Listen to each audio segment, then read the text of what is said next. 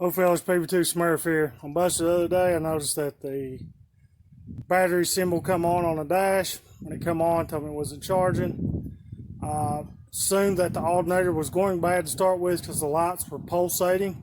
It wasn't very noticeable, but I could notice the difference. Instead of narrating this entire thing because I want to get this done, I have someplace to take Buster. I'm just going to kind of leave you hanging here, and then as I do it, I'll let you know what I'm doing, and we'll go from there.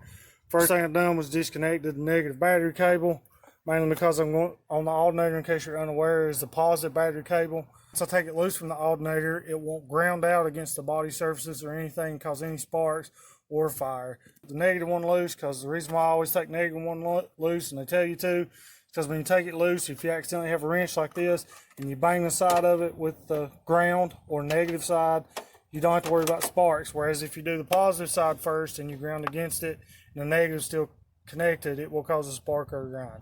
This is how you change the alternator.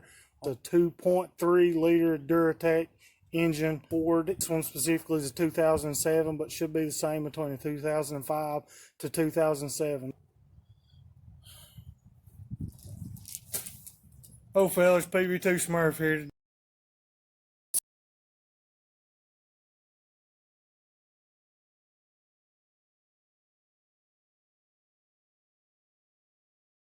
The alternator location. One thing I'm noticing, I'm going to change while I'm in here, is the belt. The belt looks to be sort of fine from this side, but I figured if I'm going to do this, I'm going to change the belt while I'm at it. The alternator on this engine, when you're looking at it, it's on the right side, which is the passenger side. Here's the cooling reservoir tank.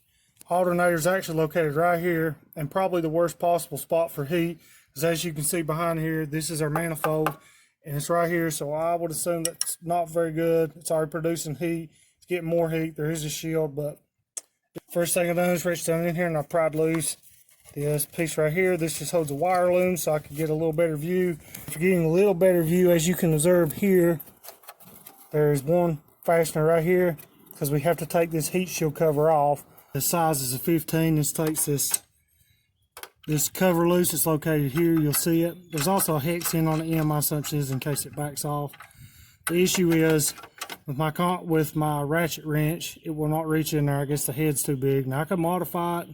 That ruins the warranty of the tool, but I could modify it for this installation. But honestly, it's really not that tight on there, so it's really not that big a deal for me to just reach down through here and just take it off with a wrench. It's just very time consuming. However, one tool that is going to help us here that we had to purchase already is a little stubby wrench. So we're going to use that. And that's the only one we can get from the top. Now we'll go to the bottom. Yet again, I just want to say I bought these mats here at Harbor Freight because I lay on gravel. And let me just tell you what, the best investment we ever made. Buy you some of these. We'll link them in the description below.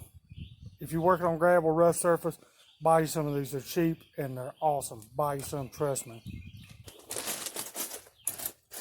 Now we're underneath the car. We've been a couple times before. There's the back where we patched the exhaust at.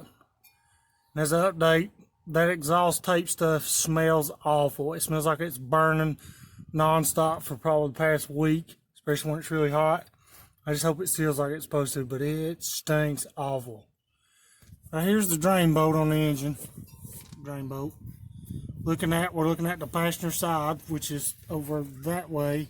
Going towards the right side of the vehicle or passenger side. There's one bolt. And then we just follow that on up through there, and you look, and right there is the other bolt. Those have to come out. Those come out, that shield get out of the way, and you'll be able to access the belt. So now to remove that tensioner, something you want to make sure you do, you don't want to put a wrench on that, because if you do, when that loosens up, it's going to push on this sensor right here, and you're not going to get your wrench out. What I advise you do, it's a 15 by the way, is get you a socket and a ratchet and a little bit of extension, because you got room to stick out here. And when you put that on there and you go to turn that, when you do, it'll come off. When you let go, you don't worry about hitting anything. That would be ideal. If you don't have a stub extension like this, then you could probably use a ratchet, because it would stick out more, but you're not going to get it off with a wrench. So I'm going to go get it off the tensioner pulley. So let go real easy, because it will smash my fingers. Nobody wants to do that. Do that. I'm off, so now the belt's loose. As you can see here, I'm just going to pull it over to the side for time being, so that way remember the track, remember the direction which it went on. Let's get back to this alternator. As you can see, I went ahead and removed the positive cable from over there, so that way that's out of the way. One on the left is a 13. The wrench is on the 13. The one on the right side is a 15. 15 is on here pretty tight. Can't get it off. Maybe stuck. Fingers crossed. If it's stuck, we can remove it with a deep well. So we'll give it a try here. And if it ain't stuck, well, we'll cross that bridge when we get there, right?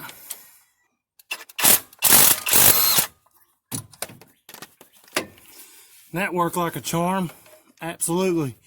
I really like this tool. The only thing is the head is pretty big, so really tight places it just won't fit. But instances like this, love this tool. It's not just a ratchet, it's an impact. I would recommend it. What occurred there was it broke loose this nut that's on here. The stud itself is still on there. So what I'm going to do is I'm going to back it out towards the end a little bit. I hope I have enough leverage. My ratchet wrench on here, like this. Then I'm going to locate the nut that held the cover on. And I'm going to put it on. I'll tighten them together and use the double nut method, and I should be able to remove this stud pretty simple. It should come off. You'll probably have to do the same if yours has never been changed or if it's rusty on the bottom, so be prepared.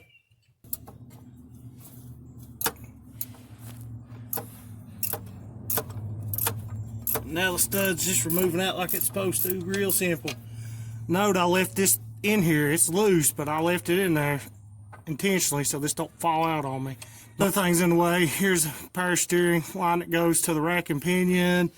There's another one, there's one here, and we don't want that falling out. Maybe it hits that and that's brittle and it breaks it and then we end up with a leak. So do that anyway, because imagine some odd reason you're the only one in which it falls all the way out and hits you in the face. Then you get to make a trip to the ER, get COVID tested even though you don't have COVID or symptoms. Get to be quarantined outside while they check the results for 2 hours just because you dropped the alternator on you. Oh, see it fall?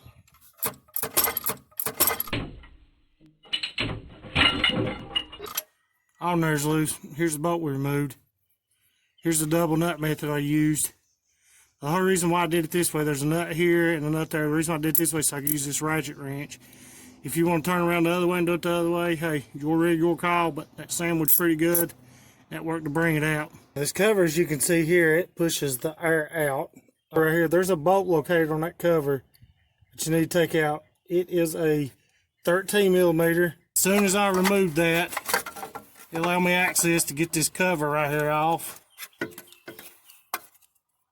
This is an air shield cover. Some models had this. Some models did not come with this, so yours may or may not come with this. Now you see that I got this loose. Now you can see this connector here. You see it located here. This goes to your voltage regulator, and we want to remove that. I couldn't reach it quite from the top, but after I removed that piece and it fell forward a little bit, I can reach it pretty good and get it out without breaking anything. Fingers crossed. It's like that. There's 3 wires. Looks of it, I'm looking at the plug this way, from left to right. Got what looks to be a yellow, a blue, or a green. Can't tell if it's blue or green, and a red. So yellow, blue or green, and red. Left or right. Yellow, blue or green, or red. If you was to rip this, you have to resorter this or something, you'll know. Hold it up, twist this out, do the final bolt. See the alternator falling on me? See it? Sure don't want that falling and hitting you. I mean, you might, but I sure don't. Be really gentle when I kind of, oh, well. You see there, it didn't take nothing loose, it come right out. See there, good thing you put that bolt in there, ain't it? Here's the cat piece that fell out on me that actually covers this. But since it fell off, look down there really good. You can see play in that. See it moving?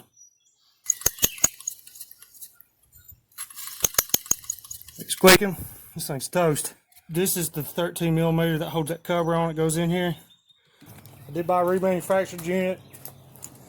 Don't really mind me. I'm not running a lot of electronics at the moment or anything. There's the part number. First thing to do when you get a new part, as I've stated before, you want to verify that the parts are identical. You want to make sure that all of our connections are the same. They look the same. This is just a cover over this. All these are the same. One thing that I've noticed that has been an issue in the past is pulley size. So the pulley won't be the same size. The way I always check it, take the old pulley, set it on it like this. It's the same size.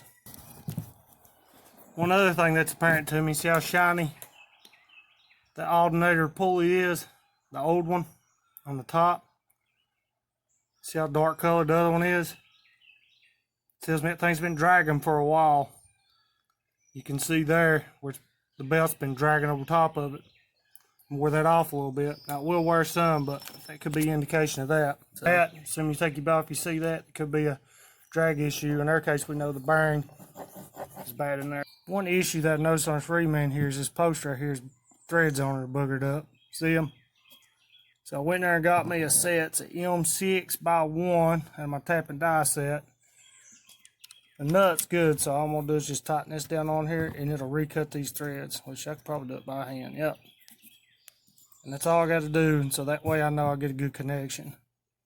These are small things that you should check, especially if you get a reman, or if you get a brand new, you want to check these. You don't want to get this on, get it underneath the car, and then not be able to get to it because it's underneath the car and you can't reach it, you can't get your tap to it. It makes it more difficult. Just check it now.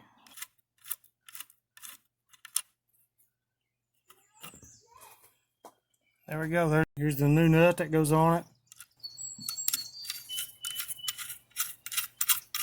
I'm going to clean this right here up so that way you get a good connection. All I'm using is a sanding block because I got it handy. And a piece of 80 grit sandpaper, you can use whatever you want. And I'm just going to clean each side. As you can see, a whole 30 seconds worth with some 80 grit. So the next thing I'm going to tackle is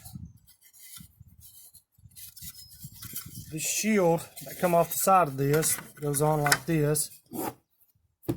Connects right here. On this side, it clips in, this piece does. It clips in like this. Well, here, both ears are broke.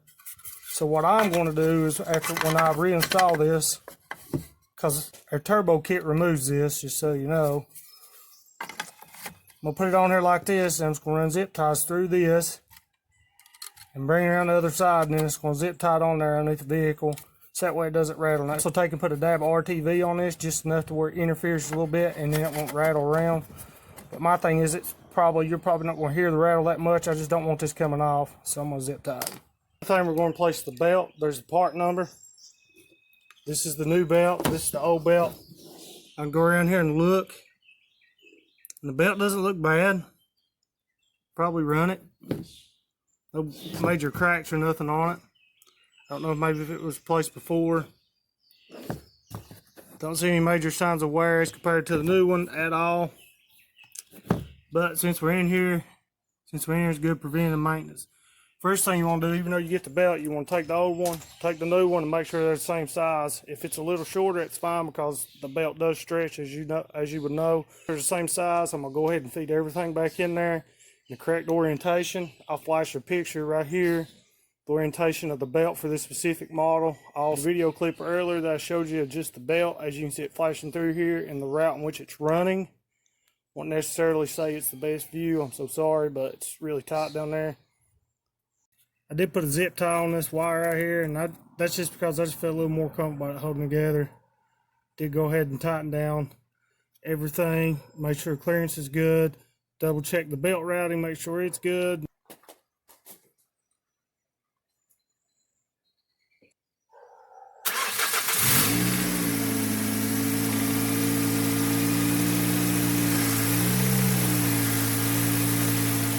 Outfielders, that's a wrap for today. I know that there's a lot of other people that have done this, but I wanted to cover it on this one because I know some things vary just a little bit, or they may miss a detail. Hoping to add some complexity to the issue, so that way you know what you're doing. So Till next time, fellas, remember, your rig, your call.